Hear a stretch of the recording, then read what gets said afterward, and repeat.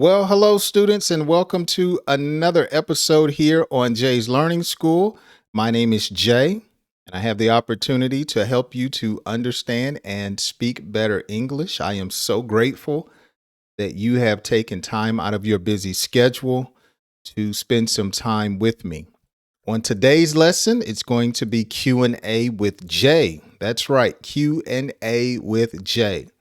So, if you were paying attention on many of my past videos, I told you about a link down in the description of the lessons where you could ask me any question you wanted. And so I have gathered together some of the questions that I have received, and I am going to talk about those today. And if you would like to ask me a question about English or just about me, you can use the link in the description. I believe it's the number 6 link down in the description. And so I want this to be a time where, again, you can ask questions, but you can also get to know me, Jay. All right, cool. So let's get into it. Q&A with Jay. Oh, I almost forgot. Thank you so much for all of the subscribers. Oh, wow. Can you believe 1,000 people have subscribed to the channel? I am so grateful for everyone that watches and continues to watch and share the lessons. Oh man, some of the encouraging comments that I have received about how the lessons have helped you. Wow, that just brightens my day. So I am definitely grateful for everyone that watches, shares, and comments. Okay, let's get into our first question of today. Carol in Canada. She says, "Hi there, Jay. I enjoy your videos. Please explain the phrase, call it a day. Thank you." Hello, Carol in Canada, and congratulations. You are the first person to be a part of Q&A with Jay. But the phrase call it a day is simply a phrase that means you're quitting a task. Okay. It's time to stop. It's time to move on to something else. You're calling it a day. So if you or I were at work and you had been working for 8, 9, 10 hours, and it was time to stop working, you would just say, "Hey, I'm calling it a day. I'm done, and I'll see you guys tomorrow." So you're letting everyone know you're quitting. Or you could be at home lounging around on a day off, no kids, watching television, eating some fruit, and it could be 10, 11 o'clock at night, and you say, "You know what? It's time to go to bed. I'm calling it a day." Or you could say, "I'm calling it a night." And so you're just saying it's time to stop watching television and it's time to go to bed. So, Carol, thanks again for watching the videos. And that is a great question. Sophia, hi, Teacher Jay. Thanks for the lessons. How can I improve my English speaking? Great question, Sophia. So just a few weeks ago, I did a video about how to improve your English, and you can find it on the playlist that I have here on the YouTube channel. And just off the top of my head, one of the things that I recommended is watching movies, practicing speaking your English with someone else who speaks English to help build your confidence is another principle that I talked about in the video. But I seem to like watching movies. When I was learning Spanish, one thing that they did with us is they encouraged us to watch the Spanish channel. We watched Spanish soap operas to help us learn vocabulary words as well as dialogue and common phrases. And so it helped me to watch Spanish television. So I like to tell people, watch movies, put the subtitles on, okay? And then you can read along with what's being said. You can rewind, you can pause so you can practice. And so movies can be a great tool. Now, there's so many different types of movies. I recommend finding movies that you're interested in. Now, I challenge some of the students here on the channel. I talked about movies that I like, okay, movies that I have watched over the years that were full of action and usually comedies. Those are the type movies that I like. Now, if it's like a Lifetime movie, a little girly movie, what I call it, with my wife, I tell her I'm not watching that. But since it's Jay's learning school, I recommended Sophia movies that I like. And so it may be different from what you watch, but I think it's good to learn about other types of cultures and other types of things. So I recommended probably 5 movies, I think, in that particular video. So go back and find that lesson. Just search Jay's Learning School or on the channel, Ways to Improve Your English. And I talk about that. So great question, Sophia. Aaron, hello, Teacher Jay. You seem tall. Do you play do you play sports? Well, you know what, Aaron? Back when I was younger, in my teenage days and in my 20s, I did play sports. But now that I'm older, my body doesn't move like it used to. And so I don't play as much sports as I used to. I don't want to hurt myself. I am tall, and I'm pretty sure you can tell that from watching some of my vlogs. Here on this channel, I do a lot of classes where I sit down and you guys watch my lessons. But on my other channel, the links is down in the description. I have a vlog that I do, an English vlog, where I have conversations. I talk about various topics, and you can learn that way. And so I do a lot of walking around. I'm out in the community. I'm in my car. And so, yes, you can tell I'm tall. Now, let me see something. That's a great question. The average height of a man in the United States is 5 feet 9 inches tall. That is the average height, Aaron, of an American male. I am 6'3". So I am taller than the average man here in the United States. So yes, I am tall, and I used to play basketball, but not too much anymore. Great question. Henry from Taipei. Okay, down near Taiwan. That's awesome. Mr. J, what does the term cryptic mean in English? Thank you. Okay, Aaron, great question. So the term cryptic means something that is hidden, something that is, let's say, mysterious. Okay. Some people's handwriting, you could say it's cryptic. It's hard to understand. One way that we describe someone who has bad handwriting, we say chicken scratch.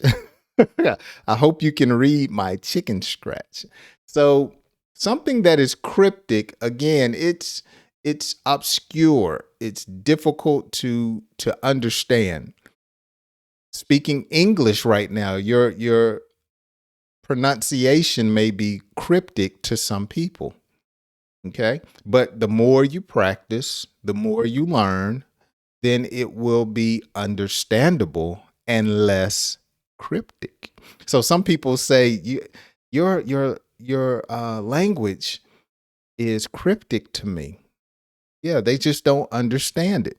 It's foreign. That's a great word. Okay. But the more you practice, the more you watch and listen to Jay's Learning School, then it will become more clear or obvious what you're saying or communicating. Great question, Henry. Frederick, Teacher Jay, can you can you make a video on basketball? Are you trying to be funny, Frederick? You know what? To be honest, I don't think the students here on my channel would watch it that much. Maybe you guys can let me know if you're interested in seeing a video or a lesson about basketball. I could definitely do one. But I did last week, I believe it was, or the week before during the Super Bowl. I did a video about American football, and it didn't get that many views. Not that many people were interested, though some did watch it, and I'm grateful. But it wasn't, I don't think it was that helpful or beneficial to a number of people. I'm not sure if my subscribers are really into sports. So you guys can let me know in the comments. If I'm wrong, I'll change, but from what I've been seeing in my lessons, it doesn't seem like you guys are interested in sports, and that's cool. Not everyone is into sports, and I find myself being more interested in sports the older I get. I've got more things to deal with than to just sit around and watch sports, unless it's a big game. All right. Now, remember, if you guys have a question for me, you can use the comments or you can use the link in the description and email me. Okay. John, hello, Jay. I enjoy your videos. Please explain the phrase bright-eyed bushy tail. Okay, bright-eyed bushy tail. My father used to say that phrase a lot when I was younger. But when someone is bright-eyed and bushy-tailed, basically it says that they're up early in the morning, they're wide awake. Okay, I'm bright-eyed and bushy-tailed. Okay, those are the type students I like.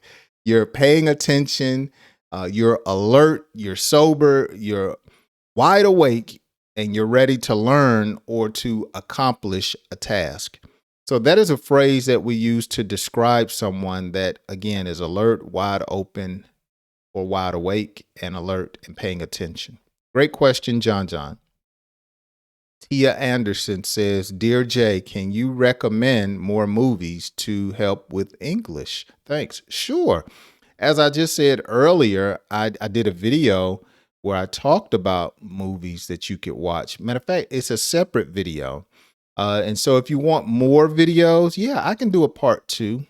Let me know what type of movies, Tia. Let me know what type of movies, or anyone else, if you enjoyed that particular video. I actually had one of the subscribers say that they appreciate the list that I gave and they were going to go watch some of those movies. And so let me know, is it drama, suspense? I don't do horror that much, but comedy, action, let me know, and I can definitely do another video, a part 2, and recommend more movies that you can watch.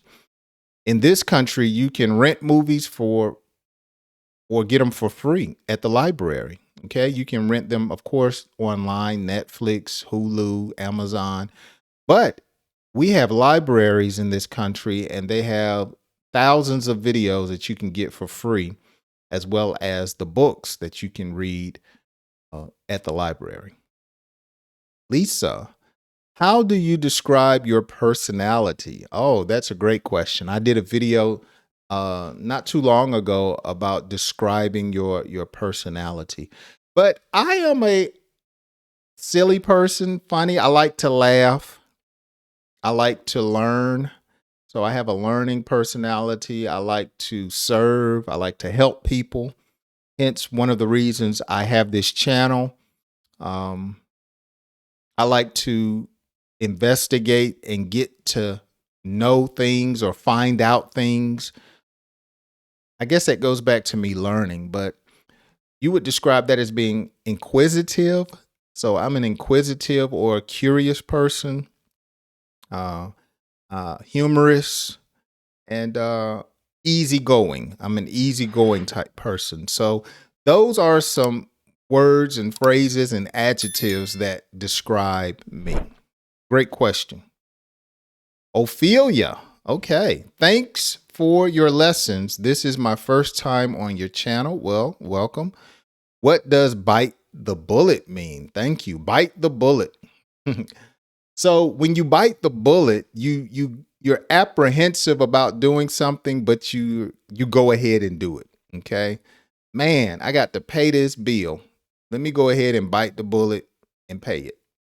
So I have to go ahead and do something. When you bite the bullet, like I said, you're apprehensive about a particular thing, but you go ahead and do it, or something is difficult. Man, let me go in here and tell my wife I was wrong. Let me bite the bullet. Okay. Let me go ahead and bite the bullet and just take this medicine that tastes nasty, Or let me go ahead and bite the bullet and get this shot. I don't like shots. I don't like needles. So you would have to bite the bullet. Do something that's difficult or something that you don't want to do or something that's unpopular or unpleasant. Bite the bullet. Okay. Let me go ahead and bite the bullet and send Teacher Jay a question. All right.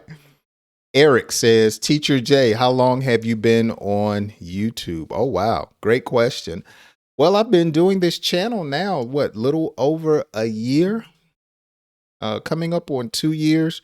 When I started, I think it was just about a year and a half ago, but I stopped. I had a lot of family issues going on, and so I could not commit as long as I wanted to.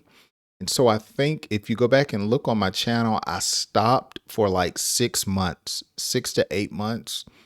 And then I just started back late last year. And so I've been on YouTube, I would just say probably with this channel about a little over a year and a half. So 18 to 24 months. Yeah. And so I hope to stick around and I hope to continue to grow. Thanks, Eric. Bobby, greetings, Jay. Can you explain the word lit? My kids say it often. Lit. Okay, so lit has a number of meanings. Okay, you can light a candle and tell someone I lit the candle an hour ago. Okay, but lit is also a slang term.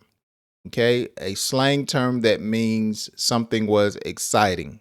Man, that party was lit. Or something was good, something you had fun, okay?